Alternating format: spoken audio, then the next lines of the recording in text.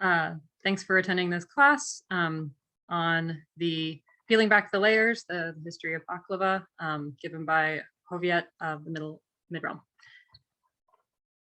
Well, welcome everybody. Thanks for joining me. As I was explaining earlier, I'm going to be sharing with you a PowerPoint that I put together that has some embedded videos of the technique on how to roll yufka. And the reason for that is that it is a very laborious process, and making baklava every time I teach a class has become pretty cost prohibitive. The cost of the honey alone can be pretty expensive, and the nuts, etc., can really add up. But you'll see through this video, or this PowerPoint rather, that there is a lot of documentation and a lot of support for the efficacy of serving baklava in a pre-17th century setting. There have been some assumptions that people have made about how it's done. Most people will use modern phyllo dough, and that is a practice that we're not really sure exactly when that came in, but once it became easy, a lot of people stopped rolling their own yufka. Now, there are people that still do it in Turkey today, and it's not a totally lost art. And I'll share with you some video footage at one point in the presentation that I think you're really going to enjoy. So with that being said, let's get started. So I call this class the Sultan of Sweets, Baklava and History, Peeling Back the Layers, because it's kind of quirky, but at the same time, it's kind of a fun title to play with. And my interest in all things Ottoman started many years ago. For a long time, I had been studying Middle Eastern food because that was the sources that I had at the time. And I was working from the medieval Arab cookery book, which many of you might have or might have seen. And that book was primarily of Arabic and Persian origin. However, there was a book in there that was later to become the first Ottoman cookbook in existence, written by a man named Shirvani. It was attached to the Kitab al-Tabiq, which is known as the Baghdad cookery book. But what really prompted me into learning about baklava, its history and its recreation, was that I was asked in 2006 to create a coronation banquet for Felix and Madalena. And here's an image from that banquet in 2006. And we served, I think, 23 or 25 dishes. Here are some images of that food. And it was quite a joy. But one of the things that I found was that there was, at that time, no known recipe for baklava prior to about the 19th century. And that was very frustrating. So what I did was I used a recipe that I did have access to called goulash, which was described as basically layered crepe pancakes that were then filled in between with nuts and sugar and soaked in syrup. So I thought at the time, I wonder if this recipe could be goulash. And the author, Shirvani, just in the recipe itself says, the yufka should be as thin as paper, masters know the consistency. So at the time, this was really all I had to go on. And what you're seeing here is an image of goulash. I'm going to be teaching as part of the next class the actual history, recipe, and recreation of goulash itself, and I'll be doing the recipe live. So if you're interested in seeing how that is constructed, I can show you that in the next hour. So that's what I used as my baklava source, and I was wrong. That is not baklava. That is a totally different pastry. But moving forward, I had an opportunity in 2009 to travel to Turkey. And here you can see in the background, the kitchens of the Topkapi Palace. And while I was there, I really got exposed to seeing people roll yufka. And this lady here was in a gurem shop, which is a folded pastry. and she was rolling yufka, and I was mesmerized. I literally asked the waiter, is it okay if I take pictures and sit here? And he said, sure, if you want to buy coffee and eat garam, we have no problem with you taking pictures. So that's what I did for like the next 2 hours. I sat there and watched this lady rolling yufka, and you can see the balls of dough. She was using a rolling pin, a very tiny rolling pin I had never seen before. And so I was just fascinated by it. And later on that week, here's an image of my coffee and goulash I totally filled up on. Later in that week, this is the baklava that I was introduced to in a private dinner event that was hand rolled. And so looking at that, you can see the flaky layers. You can see how it looks like baklava, but certainly not what most Westerners think of traditional baklava that they might see in a deli or something of that sort. So I was fascinated. What more is there about baklava for me to learn? And I began to try to find some sources. So one of the things I want to do today is establish a set of criteria or outline so that we know what we're talking about when we talk about baklava in period. And I'm going to establish today that baklava as a culinary tradition is rooted in the Turkic culture based on linguistic ties. I'm going to establish that baklava was served at the Topkapi Palace in Istanbul during the medieval and Renaissance period, and using several sources to support that, including travelogues, literary references, and palace records. I'm going to share extant recipes for baklava in that period. And we're going to define what baklava was during that period based on the characteristics of those recipes. We're also going to demonstrate the construction of baklava in the period. And hopefully by the end of this, you will have a clear understanding and grasp of not only what baklava was, but also how to create it yourself. So let's begin with the linguistic ties. There are a couple of words that are extremely important in the recipes and in the understanding of what baklava was. First of all, the word baklava itself is a Mongolian word, according to Paul Buell, Charles Perry, and Eugene Anderson, to wrap up in layers. Baklava is to wrap up in layers with the Turkic ending va. Secondly, the oklava is the rolling pin that's used to create baklava, to create the dough. You cannot use a full-size rolling pin unless you use a technique that was not known or not used from what I can see in period. Secondly, there's basically a dictionary that has several words related to baklava, and a big part of that is the word yufka.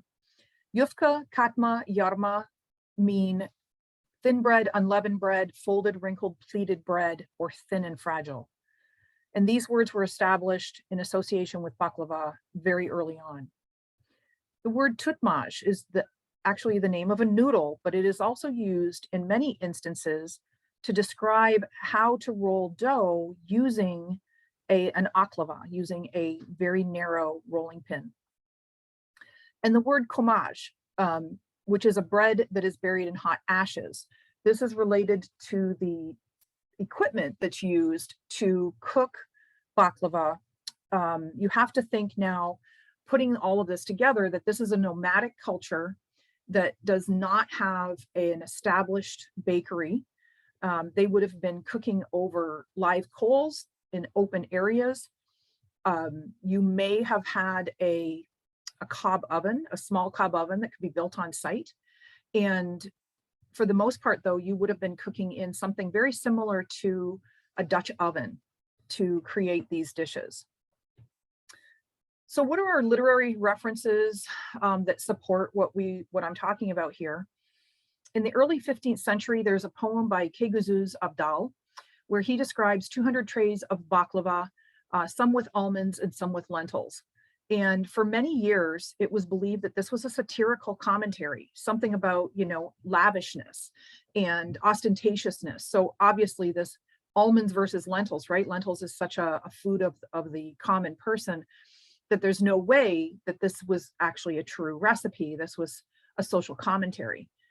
And one of the things I want you to note is that Qiliclu was from the Principality of Karaman, and that will come up a little bit later as we get into the actual recipes themselves. In 1421 to 51, Shirvani, who is the author of about 82 or 83 recipes added to the Baghdad cookery book, he mentions, as I had mentioned earlier, yufka should be as thin as paper. Masters know the consistency. So he is now talking about the actual product of a thin bread. In 1433, Bertrand de la Braquier describes Turkoman women making yufka in Antakya, which is modernly known as Antioch, or I'm sorry, reverse, in period was known as Antioch. And I'm going to show you something in a few minutes that is from that location. 1473, baklava is listed in the Topkapi Palace records as being made in the royal kitchens during the 8th month. The issue is that there are no recipes. In 1503, a description of walnuts being purchased for royal baklava. In 1481 to 1512, the Emirate of Sultan Bayezid makes baklava for its guests. So the Emirate is basically a soup kitchen, pretty fancy soup kitchen to be handing out baklava with saffron, but that was part of his legacy. So that's what they did. In 1520 to 1800, the baklava alai, which is the celebration on the 15th day of Ramadan, included serving baklava to the janissaries.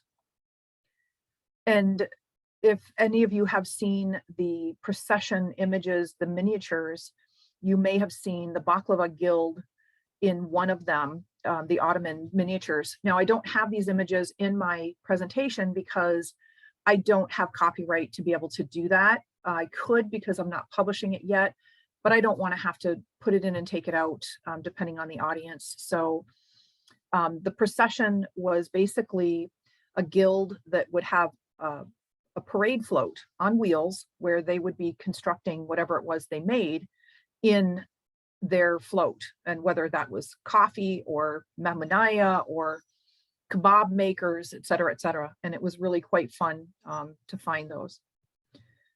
In 1582, at the circumcision celebration of Murad III, many layers of baklava are mentioned. And 1607, kind of rounding out our period, Ottaviano Bon mentions that the Sultan finishes his meal, having well fed, closes up his stomach with a baklava or some such like thing. And as for sugar, there is spent an unspeakable deal of it in the making of sherbets and baklava. So we know that baklava is being served at the Topkapi Palace. It is an integral part of their celebrations, and it has become a tradition in the Ottoman world. So how do we define medieval and Renaissance baklava? We define it by how it's made. And the following are some characteristics that I have developed based on the recipes I've been able to find. Baklava in period uses the ultra-thin bread or dough as the basis, identified as yufka, rakak, or lavash. That would be in Turkish, in rakak would be Arabic, and lavash would be in Persian. That dough is made with or without fat, oil, clarified butter, milk, or egg, or a combination thereof, water and salt. So that's the basic recipe for the yufka. The dough utilizes a high gluten content in order to achieve its action. So it's not because they have laminated it like we do with puff pastry. It's not because they're using a rising agent like baking soda or eggs or yeast to create the leavening. It is because of the gluten content that allows the dough to have its action of stretching to a very, very thin degree. The dough is constructed using an baklava or an identified rolling pin, and I'll show you that in a moment. The dough can be, baklava can be made using a pre-baked yufka, or it can be made using a raw dough. It will be basted with oil, clarified butter or butter, fried and baked. It is layered, folded, rolled, twisted, or flat. There are many versions of baklava, and the one you see, the image you see here is one that I was served in, I think, Tokat. It is basically a twisted roll of baklava, of yufka rather, that is then spiraled and then baked. It's really delicious. It was really quite light. The baklava can be filled with various things, including nuts, legumes, dairy, or fruit, and it can be unfilled. So just like I had mentioned there with the twisted dough. And it may be soaked in syrup or honey or both, a combination of. It is always, as far as I can see, finished with a perfuming of rose, orange, or musk, orange flower water or musk. If anybody has any questions, feel free to ask. This PowerPoint was prepared for a 20-minute presentation, but I'm certainly filling in an hour here because I'll be able to actually talk and not just speed read through it like I had to do the last time. So in this image here that you see, this is Bertrand de la Braquier, who is presenting to Duke Philip a copy of the Quran. And he traveled from Palestine back to France in 1433. And he made several observations in Anatolia. One of his observations was about women who were preparing, and for anybody who's interested in medieval Ottoman culture, I strongly suggest that you get a hold of this. I do have the reference at the end of this, and I'm also sending the recipe redactions to the moderators, or maybe not the moderator, but whoever's at the other end there, to share with you all so that you can get access to these documents.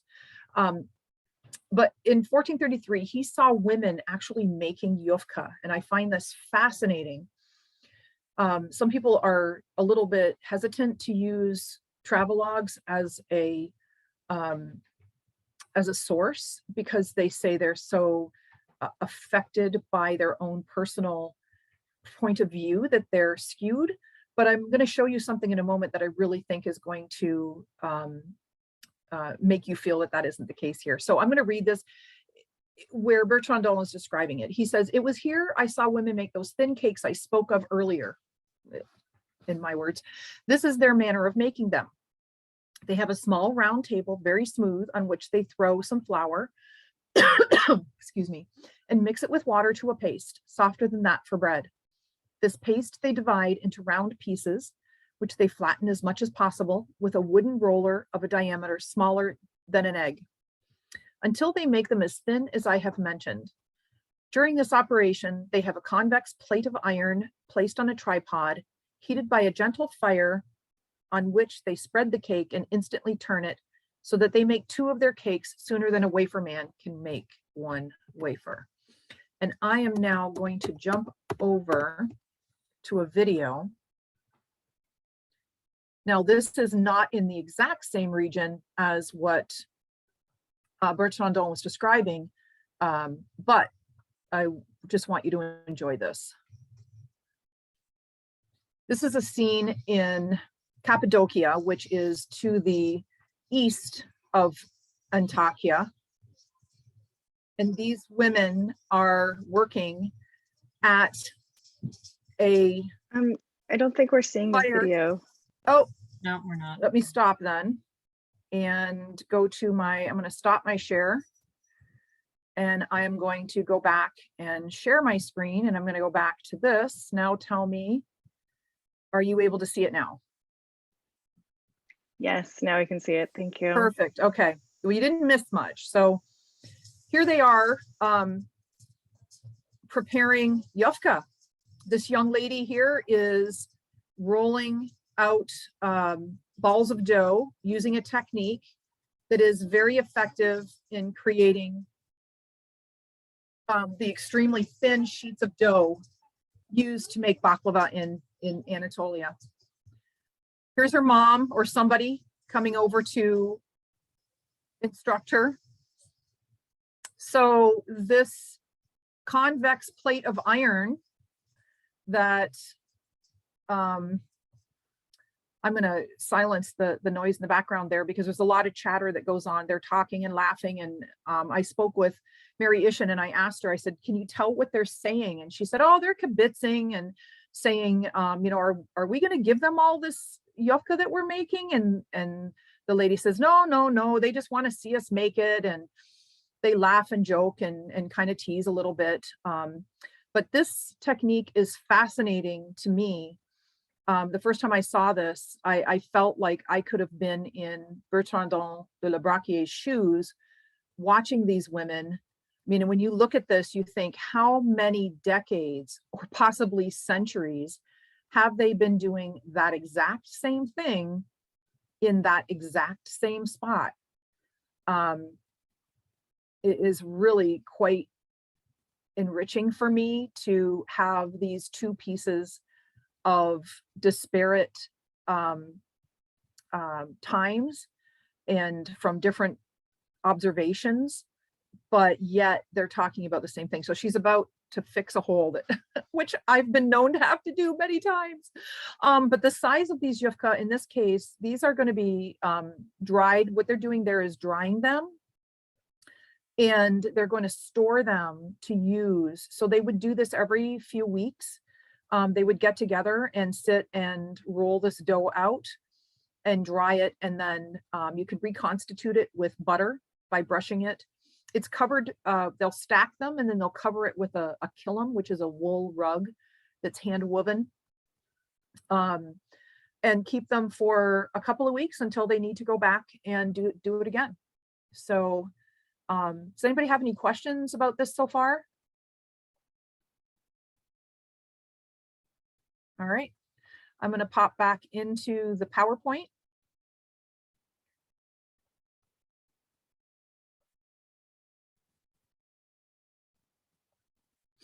So now let's talk a little bit about the equipment that's used in recreating baklava. It is very particular.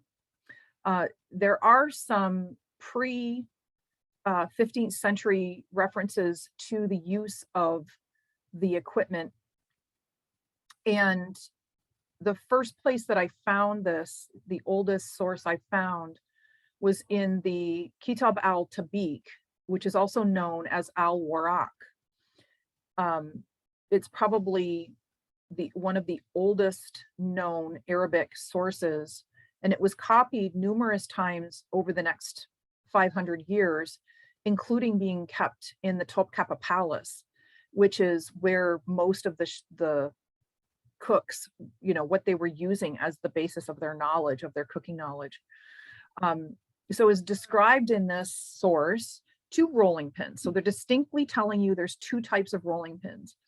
One is for regular bread and a big one for large thin breads. And I believe this big one that they're referring to is, I'm going to stop my share for a moment and I'm going to hold up.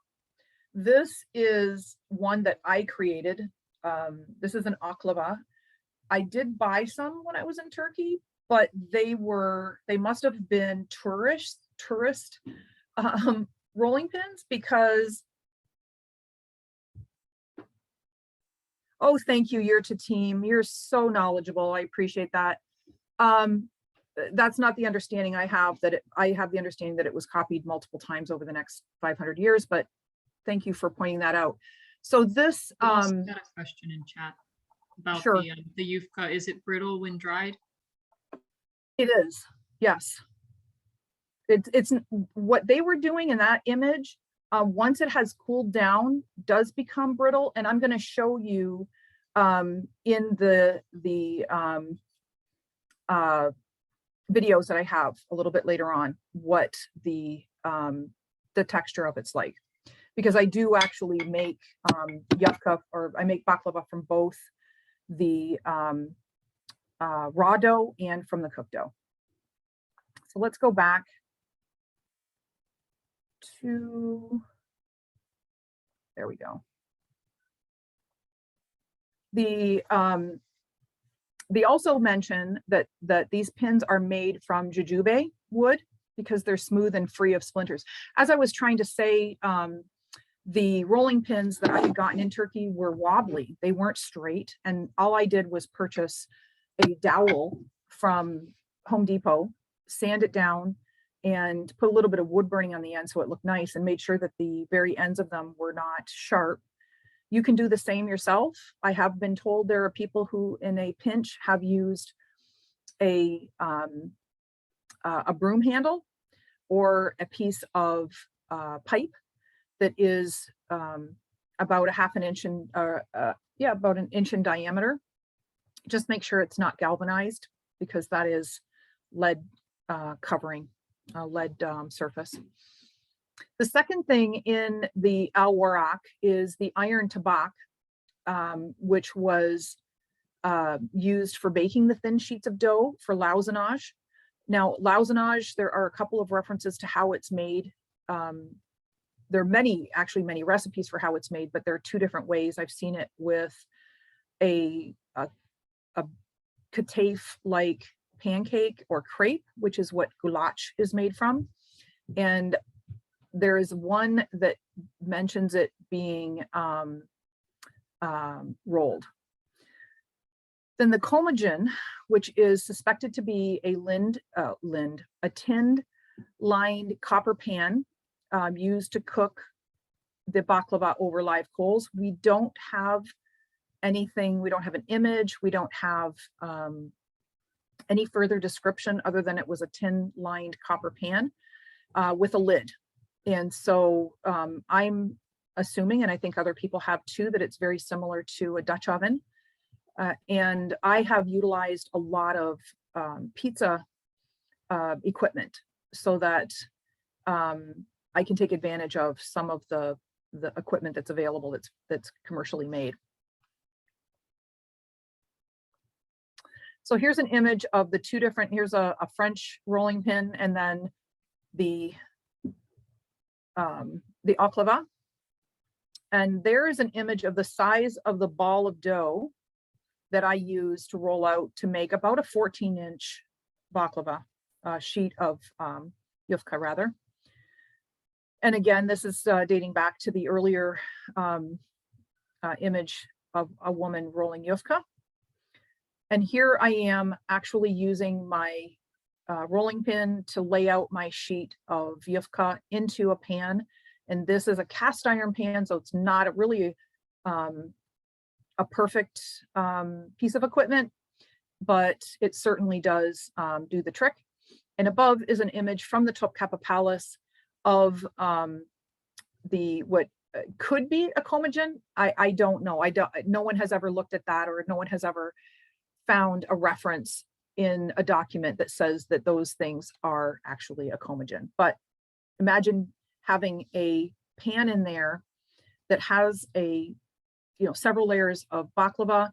It's covered, you can put coals on top, and then there would be coals or heat on the bottom below it, creating its own. Yes, what is the question in the chat? How long do you rest the dough before rolling it? I have rested it a couple of different time periods, at least 45 minutes. I've left it overnight, and I did not find a significant improvement between a couple of hours and overnight. But I did adjust the recipe and have done it with and without eggs. And the reason for that is that the recipe with eggs can only keep for so long. You've got about 24 to 36 hours before it starts to turn gray because of the iron in the egg yolk. So I suggest that people use it within about 24 hours.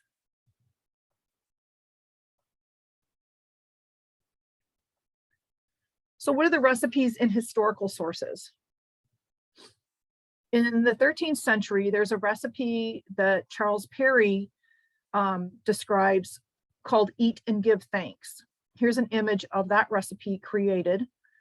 And the recipe goes like this: knead flour with clarified butter, then knead with water and roll out with a dowel as you do pasta. Melt clarified butter, grease the pasta sheets with it and fold them over to make double layers 4 fingers wide. Cut into rectangles and fry in sesame oil until light brown. Put in a dish and sprinkle with sugar, pistachios, and syrup thickened to the thread stage. So this recipe is also known as karni yaruk.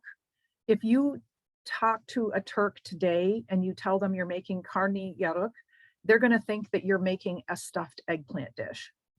The reason it's called, I think, karni yaruk is because the recipe itself, and you'll see later on in the recreation section, that the side view of it is split. So it's kind of like you're looking into laminated dough. And I think that's where the split belly comes from. In that same source, the Kitab al-Wasla, there is another recipe that is right below it. And I'll mention this about the Kitab al-Wasla, Ila al-Habib. That source says that these recipes were not a part of the original document. All of the pastry, I think, and dessert recipes was separated out as a different section and is named so by Charles Perry. So we don't know if this was an addition that was done because the Kitab al-Wasla didn't have any recipes at all like this, or if this was something that someone found and felt was very important and therefore added it to the book. This second recipe, I believe, is another type of baklava. So Charles Perry refers to that first recipe as proto baklava. I don't think proto anything. I think it's a form of baklava. The second recipe is a cigarette style baklava, and the recipe is knead as described and roll out as described with clarified butter. And what they're referring to when they say knead as described and roll out is the recipe above it. Wrap around a dowel, stand it upright, and slide the pastry off of it. Now here's an example in the top right-hand corner of that image. You can see a couple of tubes of baklava. That is this recipe. That was a sampler plate that I did with several different types of baklavas. So basically you're rolling the dough, the sheet of dough around the baklava, you're sliding it off, and then you're putting it into a pan. You're soaking it in first ghee and then baking it and then clarified butter. I'm sorry, and then syrup at the end, like you would with just about any baklava by my definition. And then fata'ir, a twisted baklava, which is, again, looking in this same image, on the top left-hand side of that pan is that recipe recreated. Rub dough with clarified butter, rubbing it hard and kneading stiff. Roll out with a dowel like pasta. Grease with butter inside and out and wrap around the dowel. When hot, drench with fresh butter and syrup. Stand the dowel upright and twist the dough outward with the right hand and inward with the left. Carefully slip it off the dowel, flatten into a cake, and bake in the oven until roasted or toasted.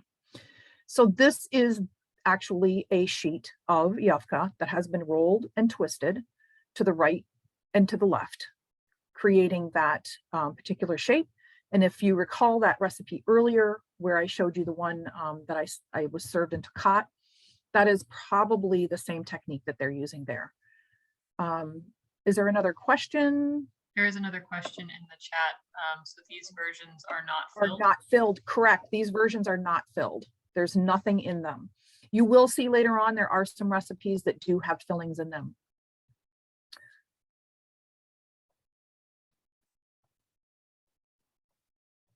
Okay, so in 1521, we find that there is a manual by Bavarchi. He's a royal chef in Persia who went on a Hajj, and when he returned as a gift to the Shah, was it Ishmael or I can't remember off the top of my head right now. Anyhow, this source was translated from the Persian by Dr. Saman Hasibi and Amir Sayadabdi recently, well, recent history anyway. And there are multiple recipes in that source. Now we are talking about a non-Ottoman, talking about Ottoman food.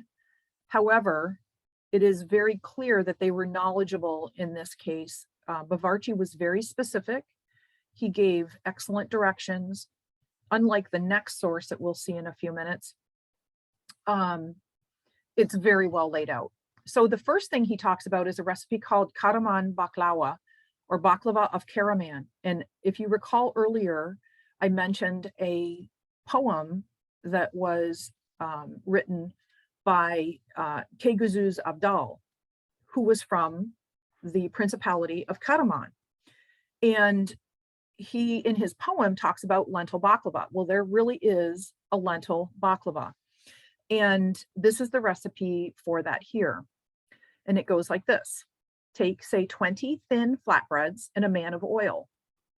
If wanted, bake the bread the size of a pan and fry in oil one by one and take out.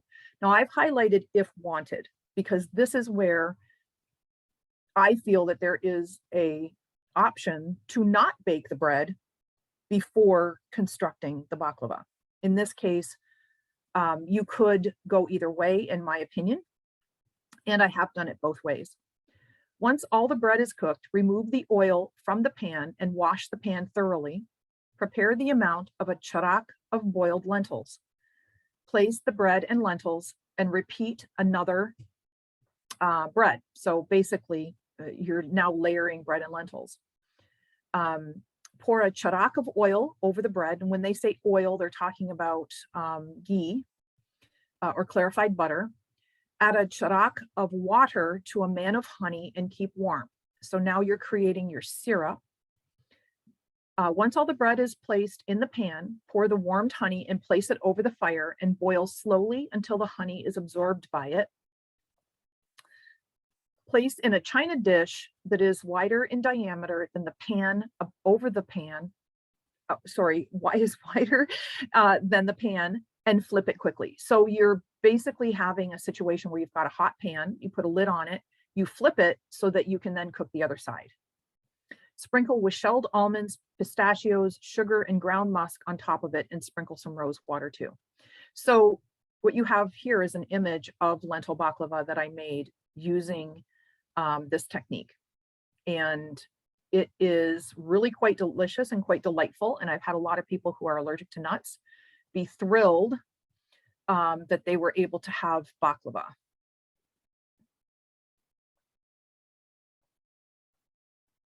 And that's a recipe that we're going to recreate, and I'll show you that momentarily. The second recipe is a little bit different. There's a variation here. Take 2 large trays and some excellent thin flatbread and size it to fit the tray. Melt a man of clarified oil in another tray and dip the thin bread one by one in that oil and place it on the other tray. Sprinkle a fistful of sugar and ground almonds over the bread. Dip another bread in oil and place over the other one and sprinkle sugar and ground almonds on it again and repeat until the tray is filled. Place another tray on top of it to cover it and place a coal fire underneath it so that it boils slowly. Once the bottom side is fried, lift the edge of the bread with the tip of a knife to test. If it is fried, flip it in the other tray and place over the fire again so that the other side is fried too. So again, you've got a situation where you're flipping that baklava over and cooking the other side. Obviously, working over coals, this is not going into an oven. Pour some boiled sugar syrup over it so it boils and absorbs the syrup.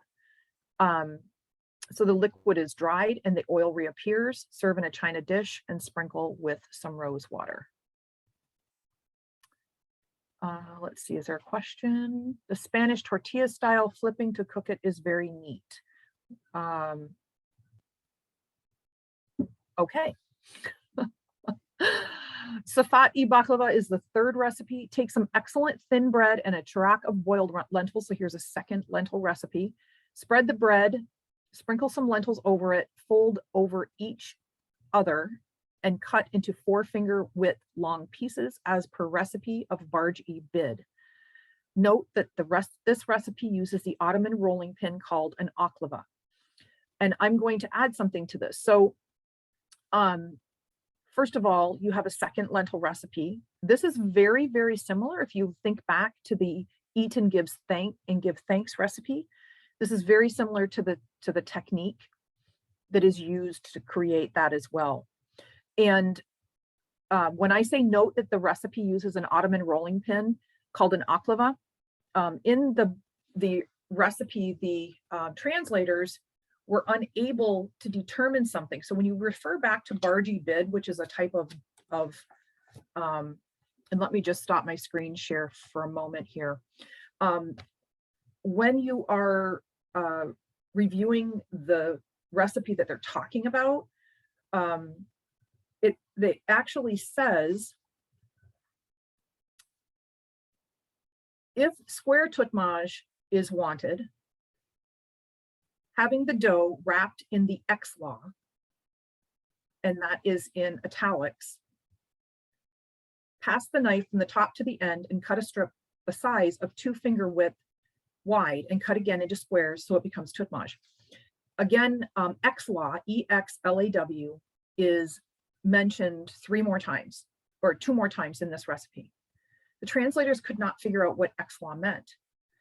And after I'm working on all this research, I'm reading all these resources. I had been reading A Soup for the Khan. Paul Buell had the same experience where he could not explain the transliteration of a word very, very similar. It was spelled O-K-L-A-W in his source, a Mongolian cookbook.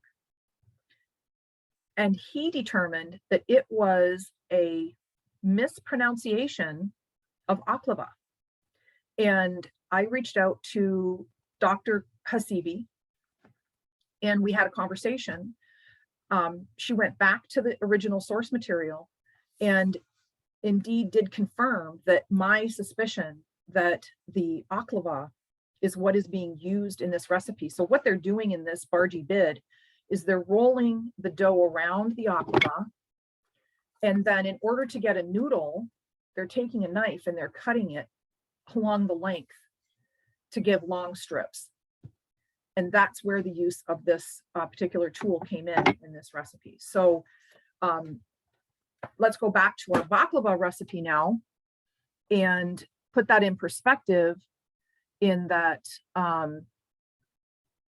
this recipe, which is a Persian recipe, is using an Ottoman tool, Ottoman Turkic tool, and naming it using an Ottoman Turkic spelling.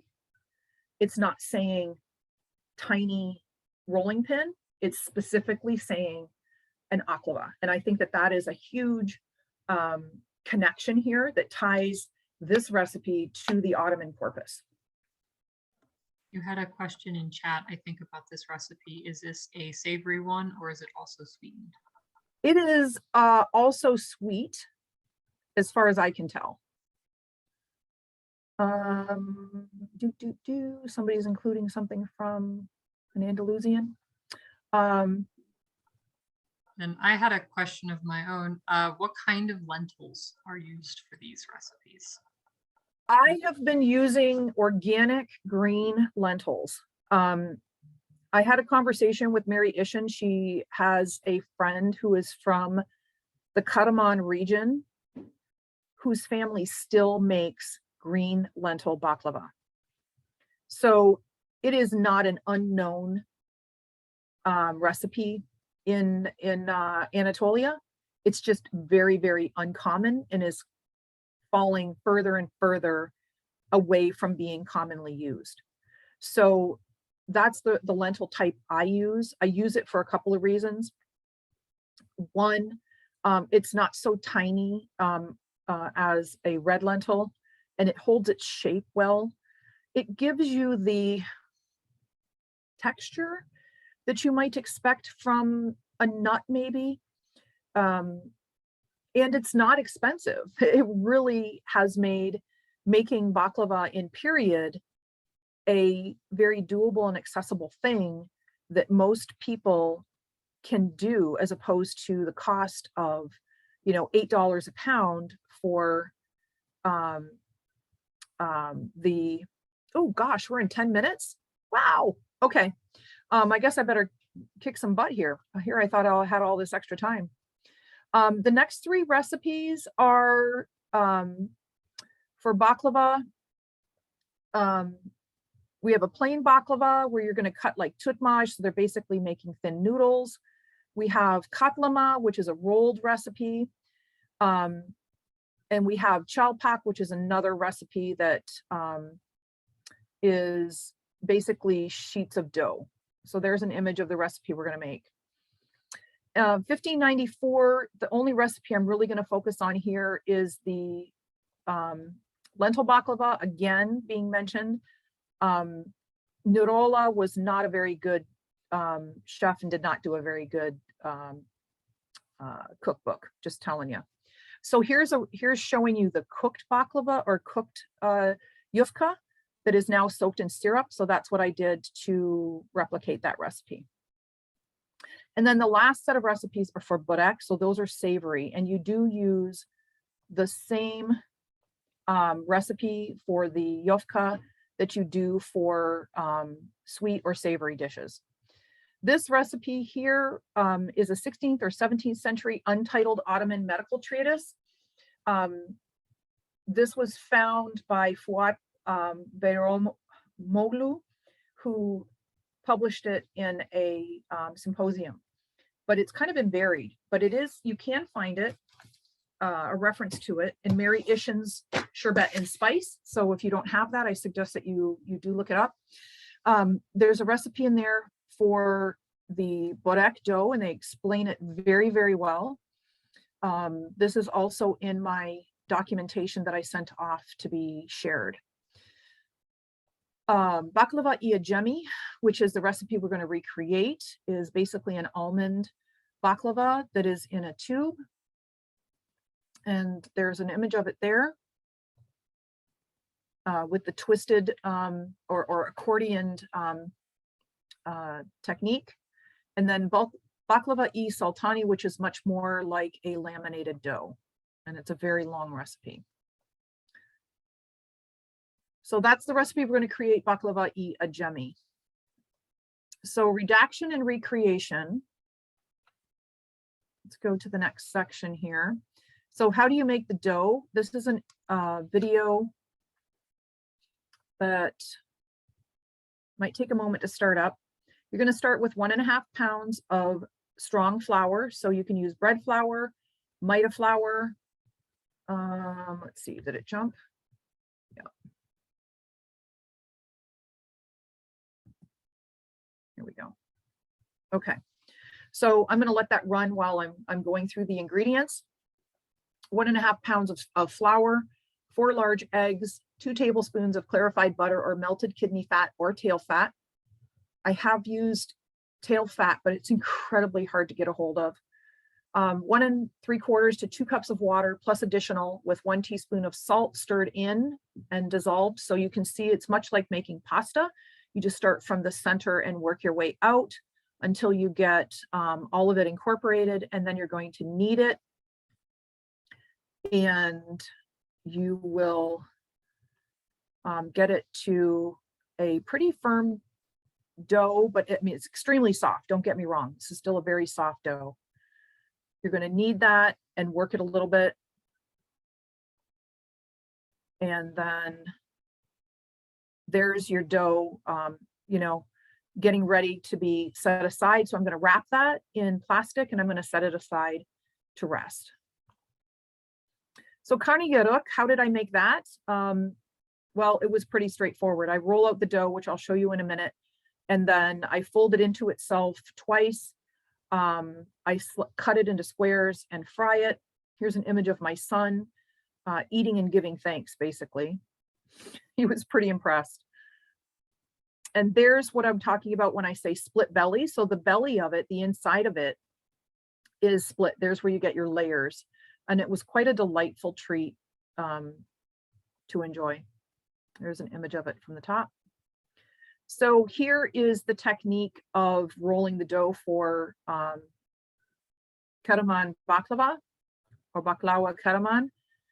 As you saw in the video earlier, I started out, as you can see on the left-hand side of my screen, with a 30-gram ball of dough that I rolled out. And this technique that I'm about to show you here, so you can see that you turn the dough about 15 degrees, and then using your hands, you gently push on the top, but you never roll over the very outside edge of the top of the dough, because it will catch. And what I'm showing you here is how wide this dough is. Now I'm going to stretch this dough even further with another technique. If you remember earlier, now it looks like I'm about to tear that dough apart, right? Look at the increase in the size of the width of the dough.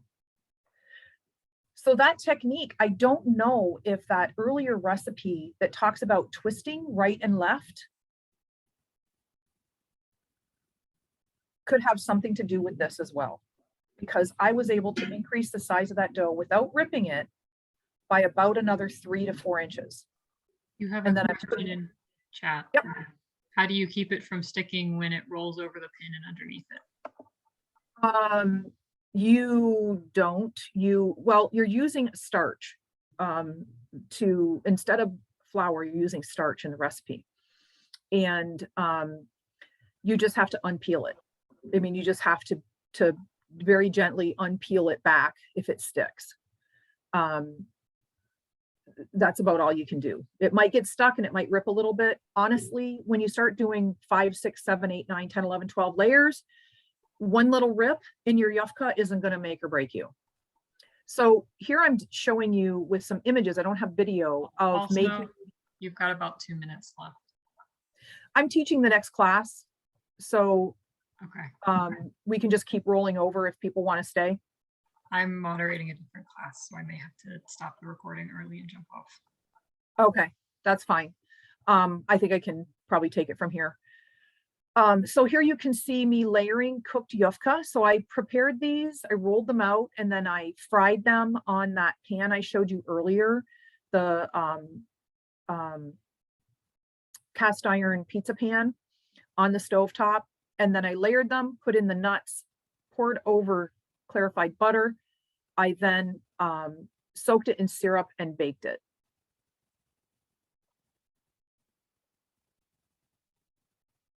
Now here's the baklava jemi, the Persian baklava. And I've basically rolled out the dough into the yufka shape. I'm brushing it with butter. Probably could use, or ghee rather, it could use more actually, more clarified butter. I'm now sprinkling almonds on it per the recipe.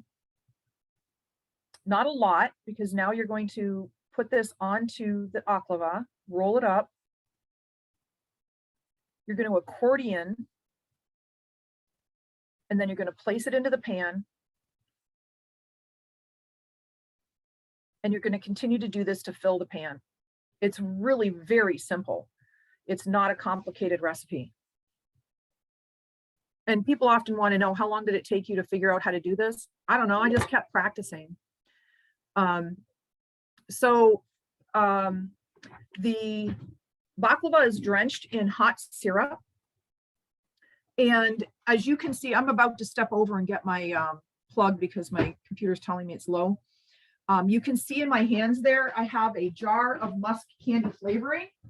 And thank you to Urta team who shared her source with me, because that has made it possible for me to be able to actually use musk flavoring in my recipes. The other little jar you see next to the musk candy flavor is actual musk. And that little tiny microgram was $37. So this is why it's so prohibitive to try and use actual musk. I'm